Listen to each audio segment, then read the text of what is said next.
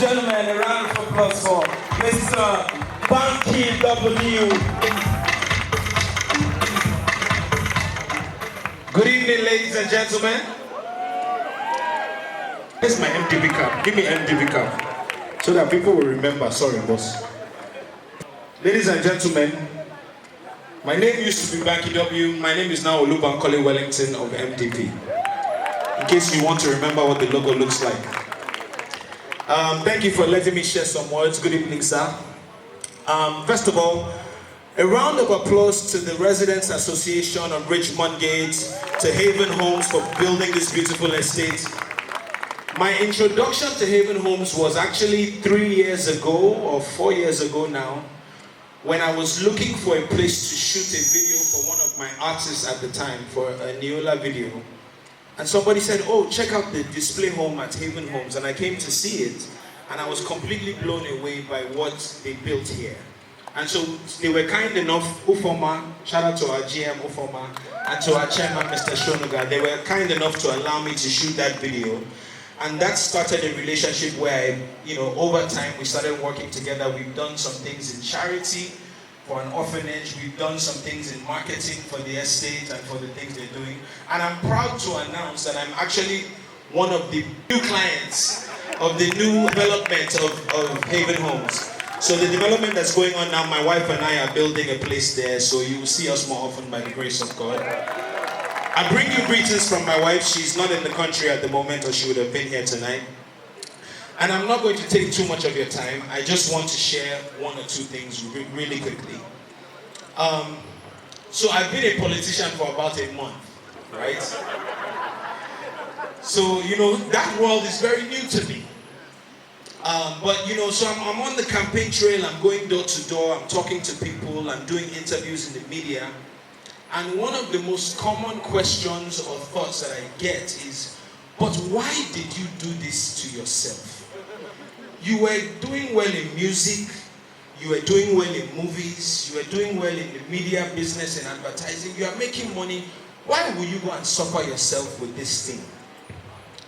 And I think that's what I want to talk about very briefly for a couple of minutes, just to share one of the things that drives me personally. Now, I'm a Christian. I was raised a Christian. Don't mind all these R&B videos that you saw in the club. We grew up in the church. And my favorite scripture growing up in the Bible was the parable of the talents.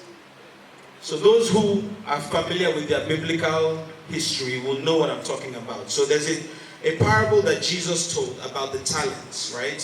So a master was going away, and to one person he gave 10 talents. To one person he gave 5, to one person he gave 1. And he left, and he came back a long time later.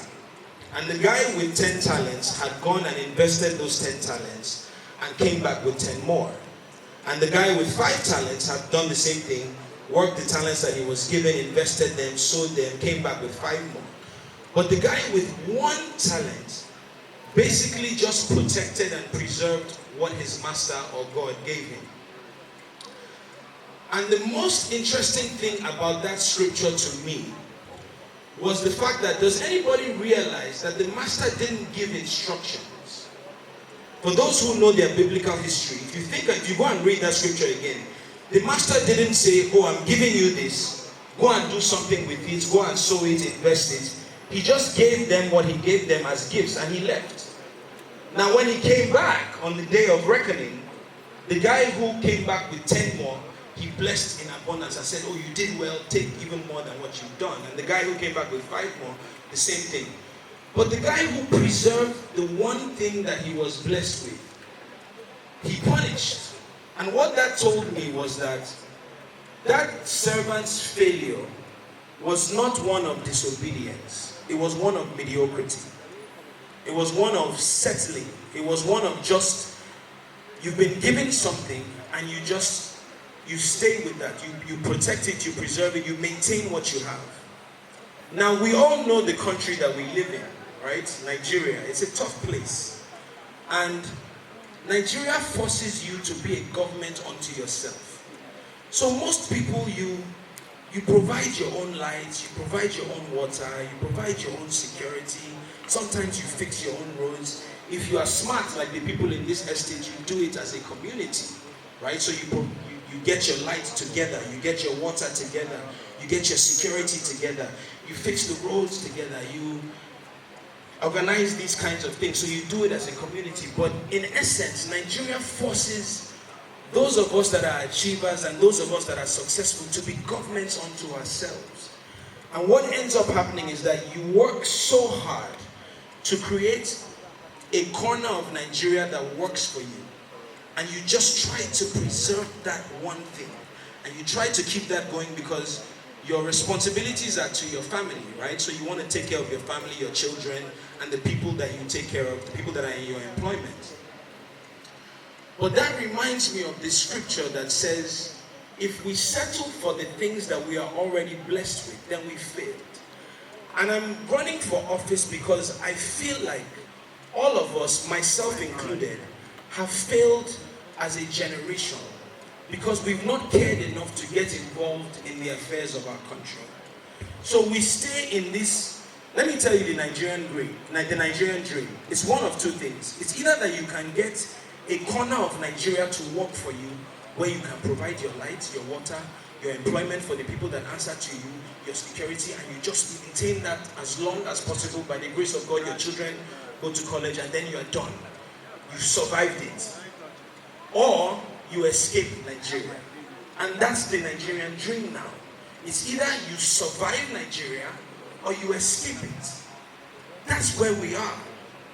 The problem with that is that all of us, myself included, all of us sit down and complain about Nigeria. We complain about our leaders. We complain about the government. We complain about the powers that be. We complain about the people that have taken office. But when it comes to sticking our necks out, that's a little bit more difficult.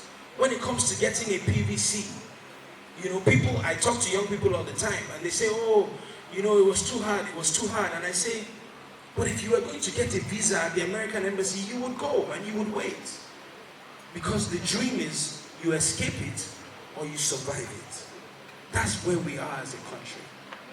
I'm running for office because I feel like some of us need to understand that if we don't stick our necks out, if we don't pay the price, if we don't sacrifice, if we don't try, then we are as much to blame for the state of the country as anybody that we've pointed fingers at. The truth of the matter is that all along we've been looking to our leaders for change. We've been looking to them for progress. We've been looking to them to make the business environment better and the education better and all of these things better. But I don't know about you.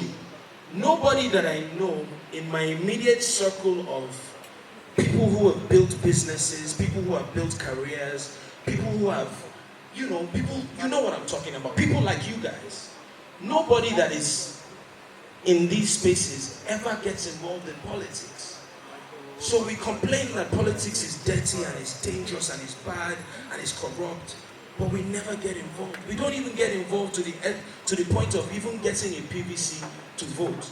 So I say all of that to say that this is partly the reason why I am running for office. Because when I was talking to my wife about this, her first thing was like, it's dangerous, it's dirty, I don't want them to harm you, and I don't want them to ruin you, and I don't want them to sell you. But I said, if we spend all of this time worried, politics is dirty and it's dangerous because good people never touch it.